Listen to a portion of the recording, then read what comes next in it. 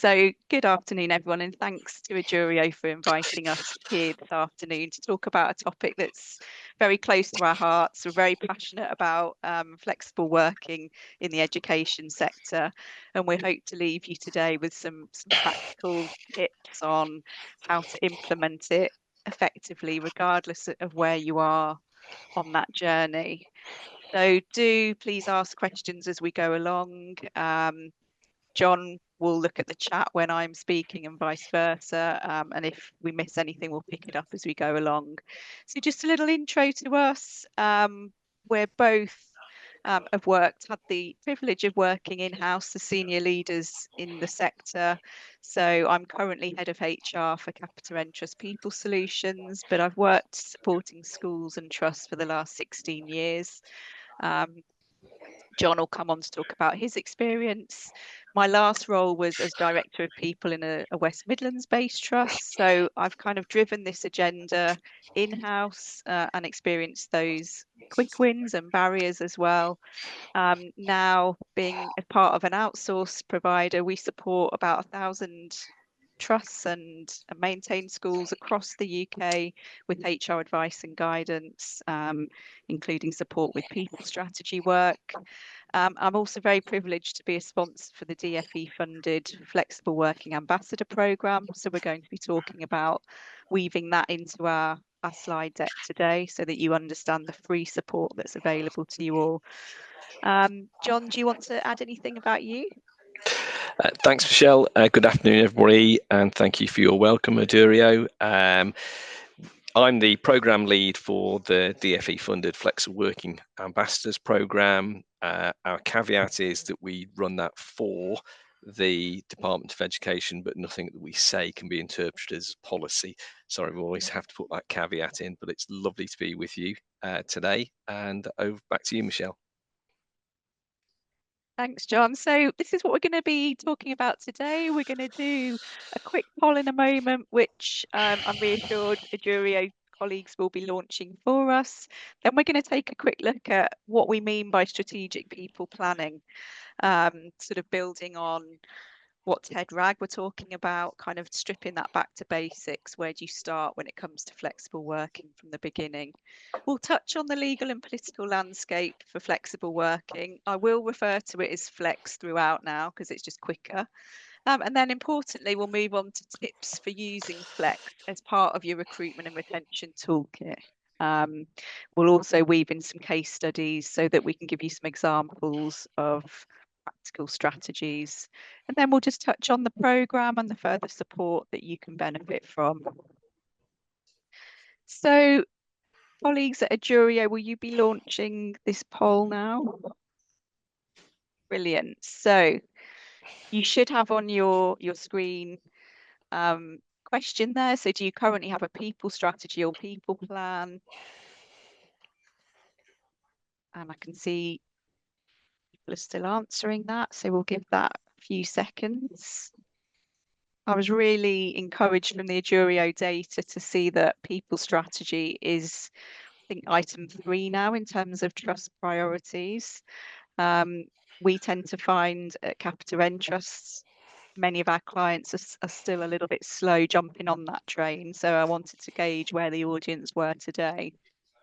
So I think you finished that. If anyone's unable to answer it, please just say. But so we can see 84% of you are saying that you do have one, which is great, and 16% no. And then if we could move on to the second question, please, which is just for people if they don't have one. So if you don't have one, what would you say the reasons are for that? So it is a multiple choice, just to understand all of the above so far.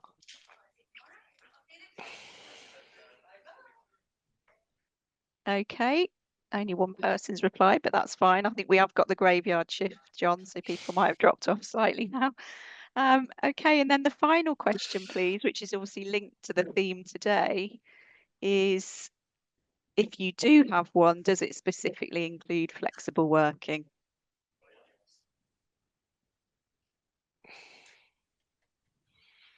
Okay, so it looks like half and half there. Oh no, still going. Yeah.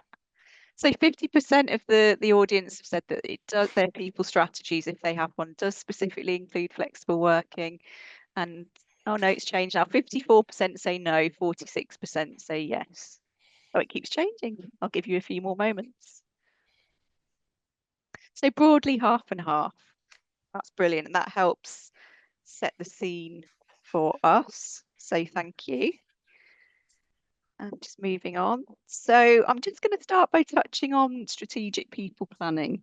And you'll all be at different stages of your journeys with this. We've heard some really great innovative stuff from Ted Ragg. Some of you might be new in your roles and just starting off your people planning. And some of you might not get to it at all. You may feel bogged down in the reactive day-to-day all of the time. So what we do, so at Capita Ventures, we deliver people strategy workshops for leaders in schools, and we always just try and keep it as simple as possible. So what we're saying here is that your people strategy is your high level long-term roadmap setting out your goals and your people initiatives. And if you do it well, it allows you to kind of step back from that reactive responding to crises every day, and actually having that data-driven, insights-driven approach to improving your culture and climate within your organisation. So it's your high-level document, typically over a 3-year timeline. And I always like to share this quote from Academy to Innovate HR, because I think, and I'm conscious of this as an ex-people director as well, that it can be great if you have a people strategy and you get that buy-in from your organization to plan that and to deliver on it with leaders. Often, though, what can happen is that it's not properly aligned to your wider trust strategic plan or to your school improvement plan. And it's really clear that there needs to be that golden thread between them. So the quote here, so the people strategy clarifies how HR will contribute to achieving your organization's business objectives, and it helps to guide all HR activities. So it's thinking about whole employee life cycle and where your people strategy needs to have the most impact to support the priorities in your individual setting. And then, of course, so some of you may know, or you may just hear this language, but your people plan is your more operational roadmap or project plan, if you like, to guide that strategy implementation. So you typically have your people plan running over an academic year. You're clarifying in that the objectives, what initiatives are you focusing on, who's responsible for what, and having that real clear measurement and success criteria so you'll know what you're aiming for at the end of that particular year. So we're going to touch on very briefly just the legal and political landscape regarding flexible working before we move on to building that strategy itself. Thanks, John.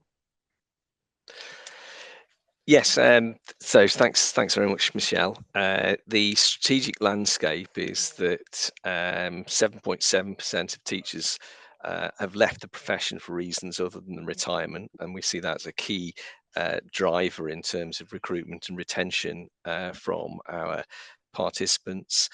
46% of teachers have had a flexible working arrangement in place in 2024, which is 6% up. I think you've just come off the main slides there, Michelle. Oh, apologies. That's me moving things around, trying to be clever. Sorry. Can you see the main slides? Yeah, we're back. Okay. A worrying factor, we still see 47% of teaching staff saying they're considering leaving state education, citing a lack of flex as one of those key reasons. Whilst we're also seeing some green shoots of recovery, that there's 2,000 more secondary school teachers training this year than last, and a 25% increase in the number of people accepting teacher training places. The critical point here is how you retain staff and how you keep them, because that's the issue that's really driving the the concern within the sector on retention. Thanks, Michelle. Okay, thanks, John. So moving on, just as a bit of a reminder of that legal legislative context and landscape as regards flex. So many of you will be aware of the changes that came in 6th of April last year.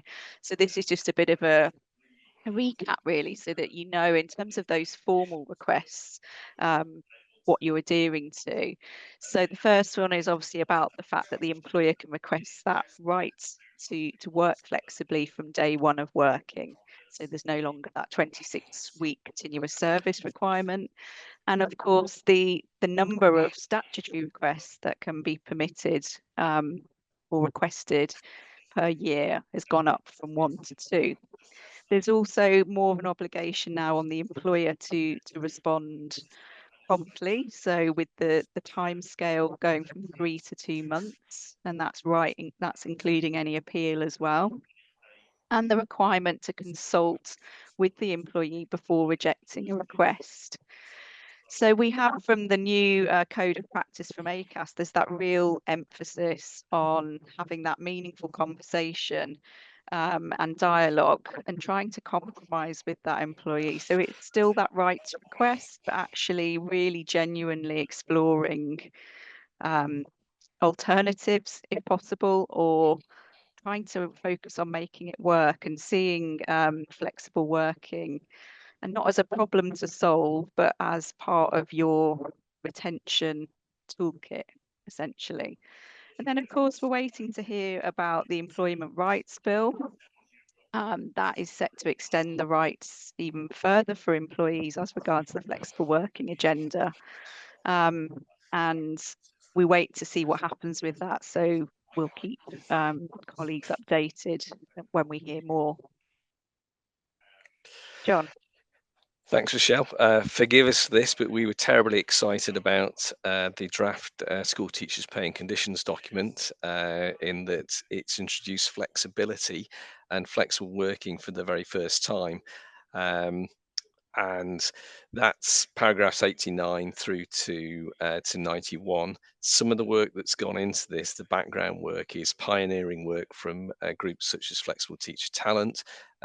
Ted Ragg mentioned earlier MTPT, with whom we work. The caveat is that it's draft, but we all know it's probably likely to remain in substantive form.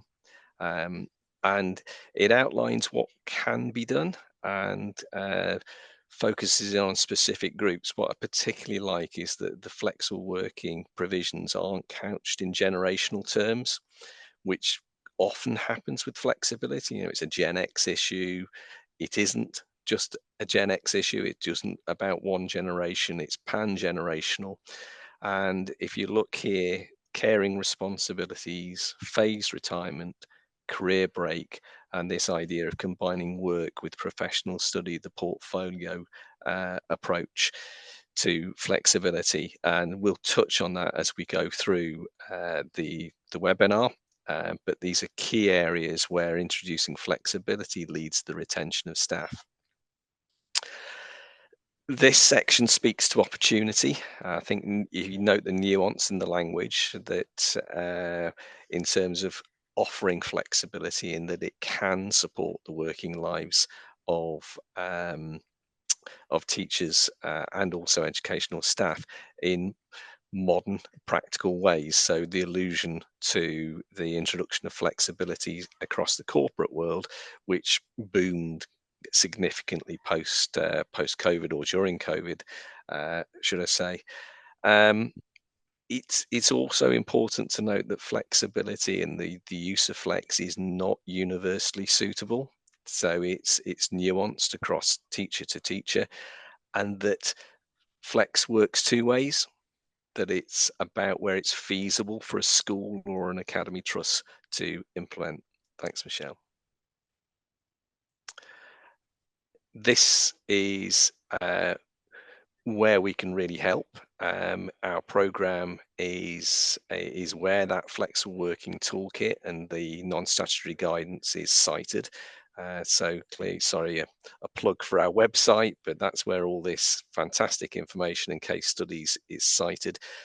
The flexible working toolkit and the self-assessment tool that goes with that for colleagues who are at a starting point is an excellent starting point, and I would thoroughly recommend that. The language, you'll note within STPCD, tilts towards the end of the section on flexibility, and it's tilting towards must. Michelle's spoken earlier about the statutory rights for employees and the expectations for employers. This section introduces the expectation that schools will have a clear flexible working policy. And that's, it's in there as an expectation. I don't know what the how that's going to be managed, but it's in there as an expectation. Again, we can really help there in terms of getting schools started on their journey towards a flexible working policy with our flexible working ambassadors and our case study information. So anybody that wants to get in touch, please do, and we'll point you in the right direction. Okay, thanks, Michelle. John. So let's move on to how we can use Flex to support recruitment and retention. First thing is about, many of you will be familiar with this quote from Peter Drucker. And actually, let's look into that a little bit more and why that's important. Oh, apologies.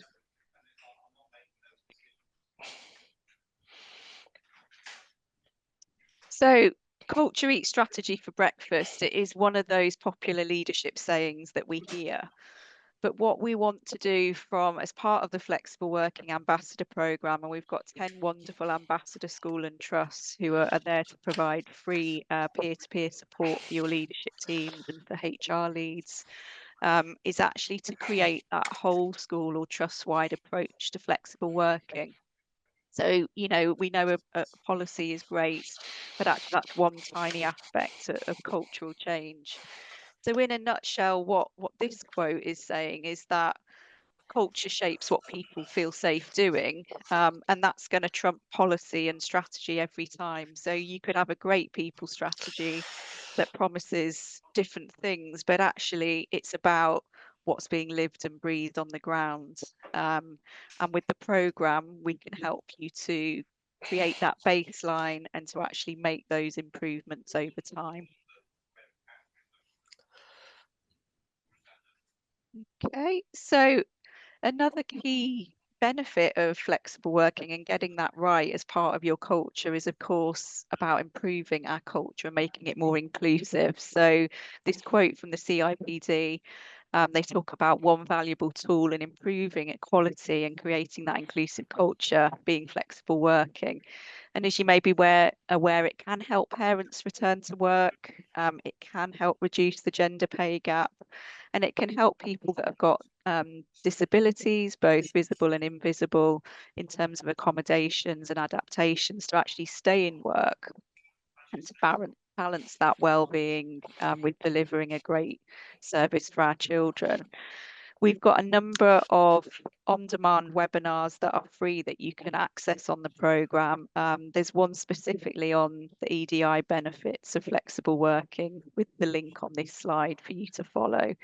And we've got case studies about how schools have actually used and had impact in terms of inclusion in their settings, in terms of flexible working in EDI. So it's important to remember that flexible working comes in many different guises.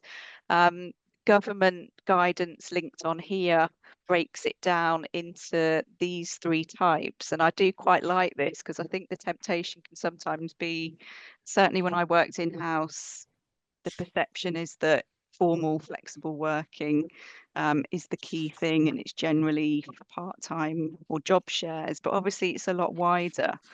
And one tip I would give is to say, really educate your staff about the breadth and depth of the option. So the ad hoc informal can include that home or remote working. It can include special leave, personal days and time off in lieu. And then obviously part-time, it can not only be working part-time and job shares, but that could also include your phased or flexible retirement, which in my view is one of those often overlooked strategies, which we'll come on to talk about a little bit more. And then the third sort of heading is about varied hours. So people that stagger, people that compress perhaps 5 into 4, those annualized hours over the year. So we're suggesting that you think about the breadth and depth of flexible working and don't necessarily see it as just your permanent changes to terms and conditions, because you're probably doing a lot more as an organization in terms of informal types of flexible working. So we've talked about what a people strategy and people plan is, the differences, the importance of aligning it with your wider strategic document in your school or trust. But how do you actually create a flexible working approach that sticks? So we would suggest breaking it down into the following key steps and questions. So that first important one is assessing your baseline. So where are you now in terms of flexible working? And we'll come on to talk about a bit of a discovery exercise that you can do. Secondly, where do you want to be? So what is your why and your vision? And is that realistic over 1 to 3 years? What do you want to do, but why do you want to do it? And then your strategy and action plan is how you're going to get there, how you're going to achieve those milestones over time. And of course, your measurables will help you be accountable to your leadership team, to your staff, and to your governors and trustees to actually show the extent to which that approach has been successful.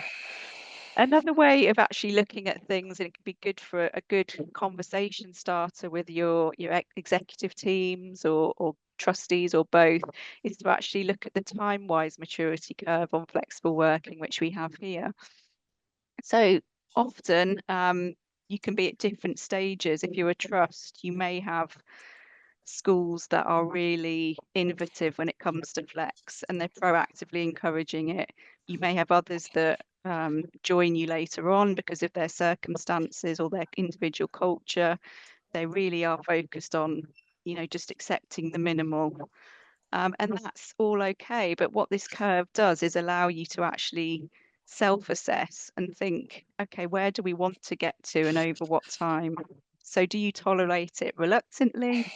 Do you accommodate it, but only when someone asks? Do you welcome it, but still reactively? Do you openly support it, or do you proactively encourage it? And that has to be right and realistic for your individual context. So we have a great self-assessment tool as part of the Flexible Working Ambassador Programme. It's linked in here. It allows you to evaluate based on that whole school or trust-wide approach to flexible working where you are now. And you can see the different pillars here. You can, even if you don't take up the support from our programme formally for our ambassadors, you can click onto these links and use that to support you in-house with your flexible working approach. So some other key questions to think about in terms of where are you now are in terms of benefits. So really having that focused conversation about what will be the benefits to your individual setting of a strategic approach to flexible working. Secondly, what challenges are you already experiencing? We know often it can be timetabling, it can be cost, it can be, we know that some roles may not work so well with certain types of flex, and that is okay. We do have webinars that can pretty much cover every topic and barrier that you may perceive are a problem for you. So please do look on our website for help with that. And then importantly, that attitude piece. So how do your staff and stakeholders currently perceive flexible working and how it's managed in your school or trust, and building that in? So also in terms of where you are now, we encourage you to look at the qualitative and the quantitative, never say that word. So in terms of your data for your people strategy, some examples here: what percentage of your teachers and non-teachers are actually working flexibly, perhaps split across the different types? How much of that is informal versus formal? Do you actually track your data on the number of requests that are received across your trusts versus the amounts turned down? Again, that can tell an interesting story about what's happened in different settings. So in terms of your turnover and retention, what percentage of employees are currently doing their PPA from home? In terms of recruitment, how many of your adverts have you been promoting Flex in? And if you've been doing that consistently over the last academic year, for example, have you noticed an increase in applicant numbers? What impact is that having? Then, of course, in terms of your staff voice, I've given you some suggestions for staff focus groups, but it's really drilling down into what the barriers, actual or perceived, are.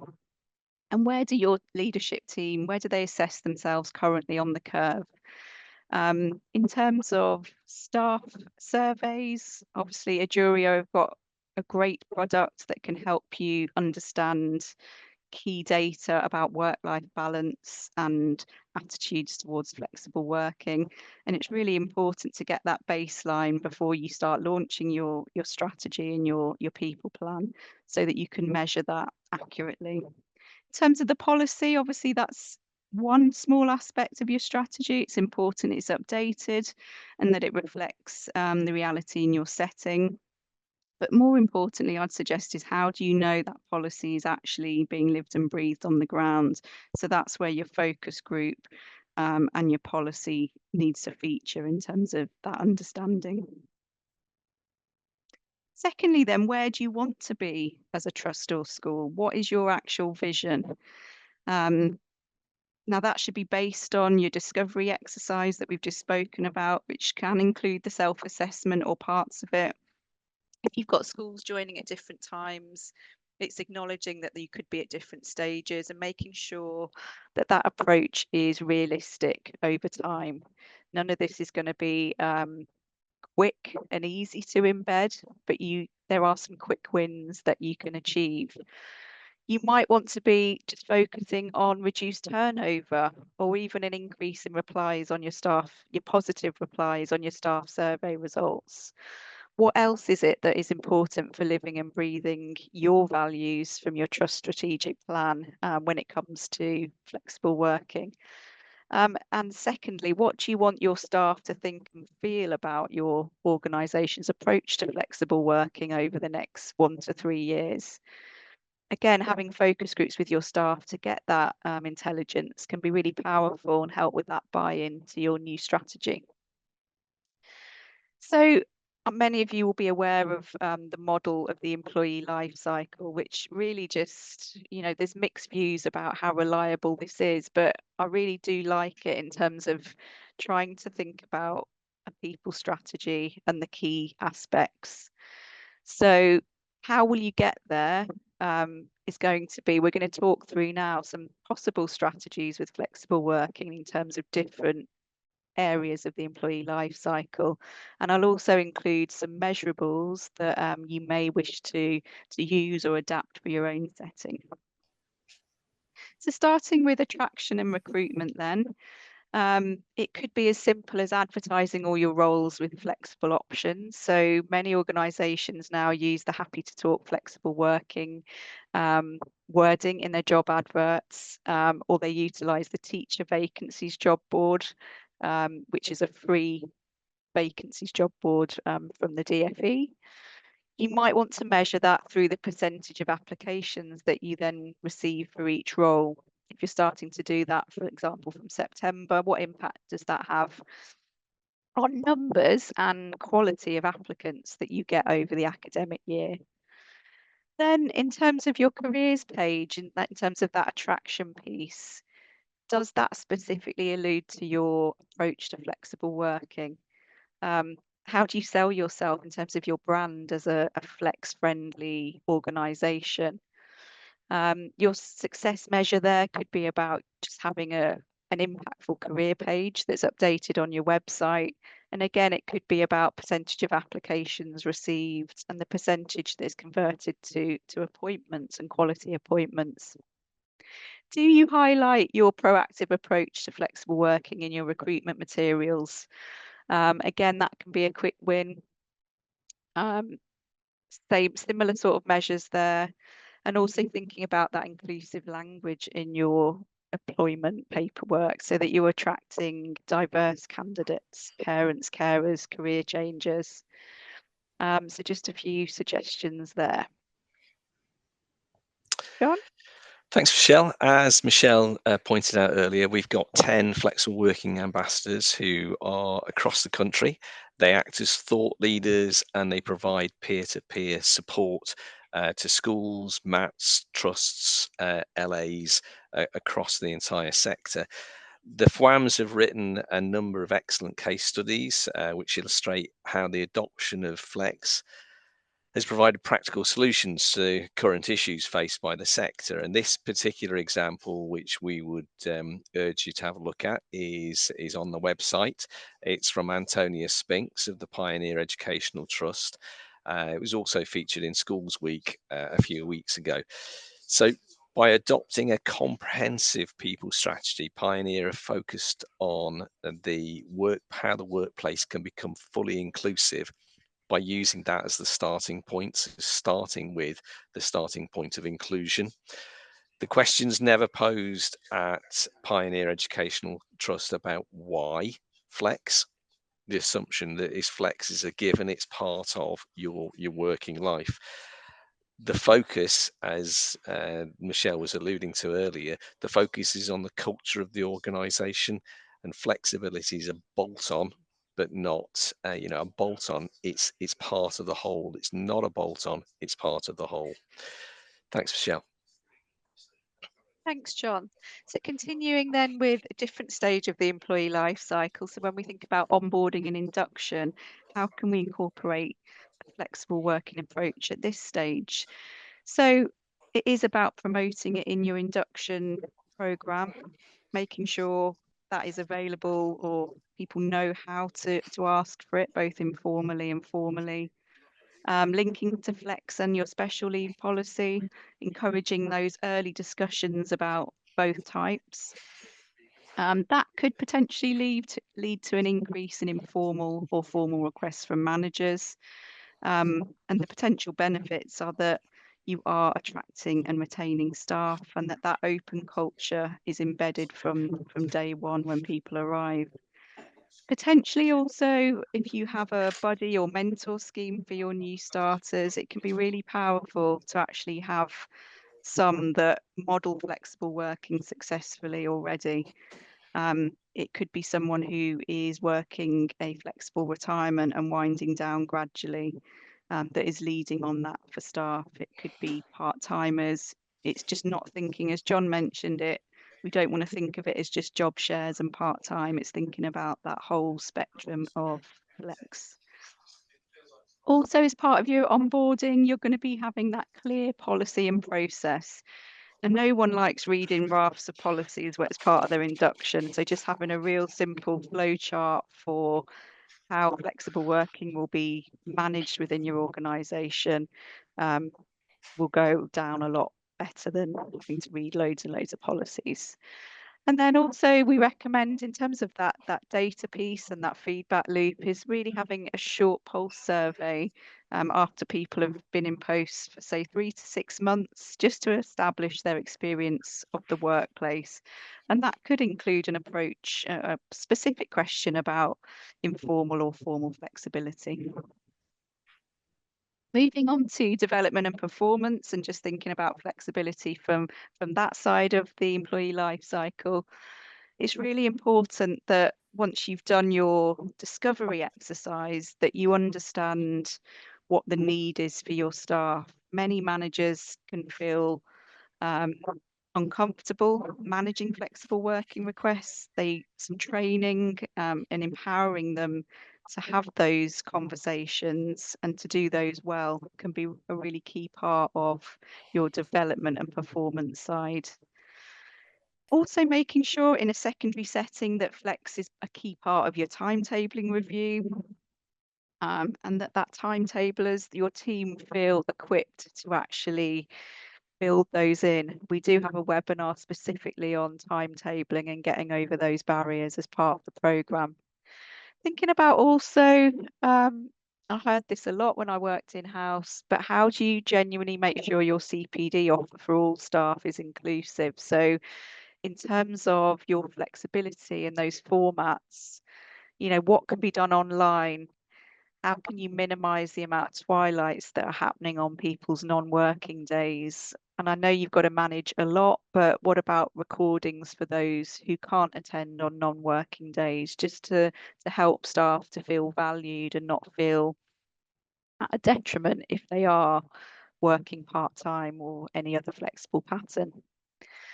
And then as part of your appraisal process, really focusing on those short and medium term aspirations as part of your general check-ins and or part of your formal appraisal process, and then feeding that into opportunities in terms of succession planning and flexible working options. So if, for example, you know a colleague is looking to leave in the next 2 to 3 years, they want to wind down for perhaps an early retirement, knowing that early and building in an impactful program for what that will look like and how you'll get there can be really powerful. Yeah, thanks, Michelle. What we've noted is that we've seen quite a bit of traffic to our website from colleagues in the primary sector. Now, FWAMs, as well as being nationally distributed, are drawn from all phases of this sector, and we try and counter this perception that flex is really only for those who have the scale to implement it, and lends itself far more to larger secondaries. So we do have multiple examples of how flex is been introduced successfully in the primary sector. And anecdotally, I was just speaking to a deputy head in a one-form entry school in Birmingham, with a particular issue in terms of retention and recruitment, and they've adopted a strategy of giving of lending towards a 9-day fortnight by the use of specialised Spanish and PE teaching in order to give their staff a day off. They have an excellent retention rate. I know that's an anecdotal example, but it is just hot off the press from yesterday. This case study and the others outline a number of models that have been introduced in primary sectors in settings in different contexts. One of our great advocates of flexible working is our FWAM for AP, Deborah Rutley of Aspire Trust. She passionately promotes flexible working in AP and SEND, settings where you might traditionally think that flexibility is, or the introduction of flex is much more difficult. And that's part of our passion behind flex is that it's applicable across all phases of education and within all settings. Thanks, Michelle. Thank you. So continuing with our employee life cycle theme and thinking about engagement, wellbeing and inclusion, just a few suggestions. Again, I'm sure many of you will be doing some or all of these things, but it's breaking it down into that life cycle model. So thinking about a proactive approach to teaching and learning responsibility payments. So we know there's some changes afoot in the draft school teachers paying conditions document. So we're not going to focus too much on that today, but do look out for that, hopefully when it's laid before Parliament towards the end of the academic year. But it's really thinking of not ensuring that your part-time staff aren't suffering a detriment because they're middle leaders and they're only getting a pro rata amount of payment for that.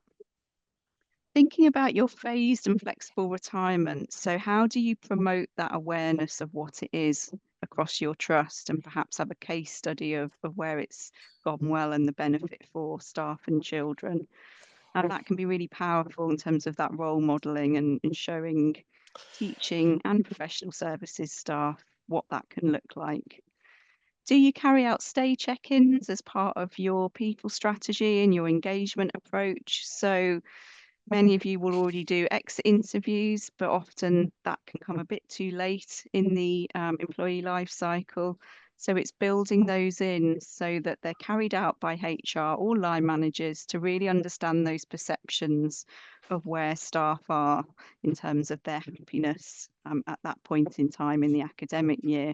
Perhaps having one particular question in there around work-life balance and flexible working. Finally, just looking at testimonials and case studies about those that have been supported through life changes. So really encouraging your staff to story tell about how flexible working has helped them regardless of where they are in their career journey, or the reasons that they're working flexibly. So making sure you share that great story about what's happening and what's possible in your organisation. Thanks, Michelle. A particularly telling example, and I love this example, it's the story of the impact of flex, and it's most powerful at the level of the individual. So the example here from Sian, a CPD manager, of the impact of flex on her working life and her professional and personal life. What it shows is how her caring responsibilities have been recognised, and as we know, those emerge and they alter and change during the course of our lives. It recognises that our working lives and our home lives are part of a whole that makes us who we are and makes us more effective and efficient and, you know, at work. Critically, flexibility not becoming a barrier to progression as a key theme picked up in the TLR section of the STPCD that's coming through later this year that Michelle's talked about, is that shouldn't be a detriment. It shouldn't be a barrier to progression, which unfortunately it has been seen as in the past. Finally, for me, the message in this is the return for the employer of the investment in the individual. It's seen in the loyalty, the dedication, and the retention that emanates from that in investment in the individual, and that's particularly seen with Sian. I'll reference it in the next slide. Thanks, Michelle. Sian is one of our flexible working ambassadors, and I know it's wrong probably to speak about an example from our flexible working ambassador, but that's where the passion from Sian emanated, the way that she had been treated at Athelston Trust, and her case study goes on to outline how the use of flex has promoted loyalty and well-being through flexibility. And in an area of the country, the Southwest, where traditionally recruitment and retention is, I wouldn't say difficult, but it faces challenges, faces unique challenges. And again, that's one of the features of the program, that we go across the entire country, areas of the country where it is more difficult than others to recruit and retain excellent staff. The other example here is from Alex Blagona. Alex is our flexible working ambassador for the East of England, and again, it's at the level of the individual. This is an example of the retention of Kevin, an experienced maths teacher who, through the use of phased retirement, the school's had the double win, the double bonus of retaining Kevin's excellent mathematical knowledge for the students, but also retaining him as a mentor for upcoming teachers, ECTs moving through. So it's a complete win-win for Thomas Gainsborough School in the East of England, and that's by sensibly and imaginatively applying flex towards the phased retirement for Kevin. Thanks, Michelle. Great, thank you. So thinking about the offboarding and exit part of the employee life cycle, exit interviews are still important. Once you've got that resignation, really trying to have that focused discussion with your leaver to gather feedback, and including just one question around approach to flexibility. We've touched on phased and flexible retirement, but actually that success measure, if you're starting to promote how it can be done to staff, share case studies, you can measure that by looking at how many people you manage to retain over time, so that you're keeping that valuable knowledge and experience, whilst also letting that colleague wind down. So the case study that John just touched on, we've kind of broken it down a little bit more here. So this was the story of Kevin, who had been employed as a teacher for approximately 30 years. And as he approached retirement, he desired a gradual transition away from full-time teaching. And this case study just breaks it down really in terms of how an impactful phase retirement can be achieved. So first part is about that early planning and notice. So he proactively informed the school about his retirement plans. But not everyone's going to do that. So it's important to have that focused discussion as part of your check-ins or your appraisal to understand short and medium term aspirations. So he provided a generous 2 years notice. This allowed the school to prepare and make the necessary adjustments. He then opted for a reduced timetable. So I think the first year he went down to 4 days. He taught fewer classes, allowing him to focus on quality interactions with the children. But he also took on more of a mentoring role. He was head of maths at the time, focused on really sharing his knowledge and experience with people within his department. And then it's about also thinking about that quality communication. So making sure that staff and other stakeholders, parents, understand that colleagues are going to be leaving at a certain point, and also the benefits that it can bring whilst they're winding down. Ultimately, everything that we talk about here should have an impact on teaching and learning and outcomes for staff and pupils. Thanks, Michelle. How can the Flexible Working Ambassadors Programme work for you? We've got our website, which is packed full of case studies. It's got the Flexible Working Toolkit, which has been designed in conjunction with Flexible Teacher Talent, people like Antonia Spinks of Pioneer Educational Trust and the Department for Education, and that's given the backing of the DfE in terms of that's the starting point. There's also the help desk there, so you can reach out to us if you would like to know more, if you'd like to speak to one of our Flexible Working ambassadors. And up to 200 schools over the past 2 years have accessed that. Some have worked intensively with the Flexible Working Ambassador on a discovery journey, as Michelle outlined at the beginning of the webinar. So approximately of those 200, 100 schools have worked through that whole journey towards a flexible working policy. Thanks, Michelle. We do have a number of webinars. You can attend those live, or you can access them recorded online. We actually have one starting in half an hour with Flexible Teacher Talent. If anybody has the time to go on to another webinar, we'd appreciate that.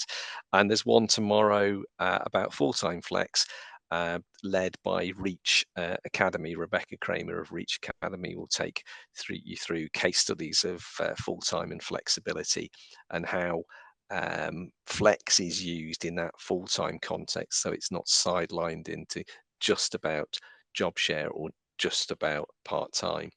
And so those couple coming up today and tomorrow, and then we've got some coming up towards in the middle of July as well.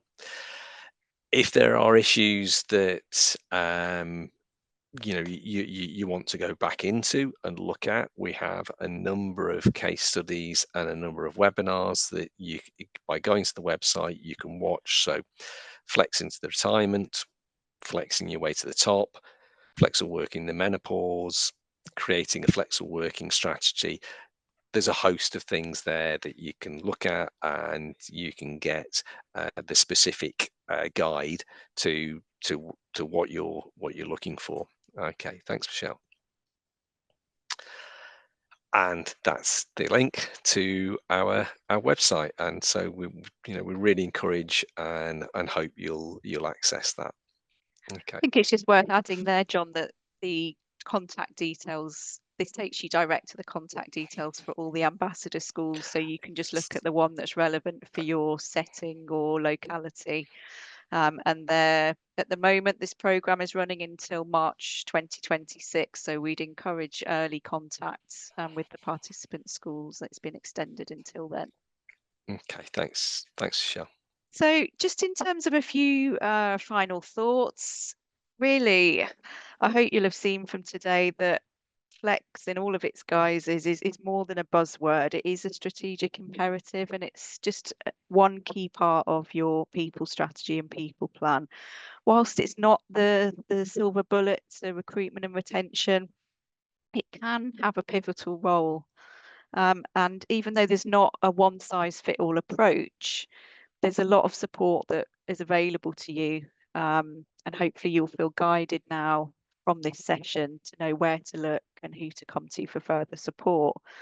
We would say that this is more likely to stick and have impacts if it's formulated into a long-term data-driven people strategy.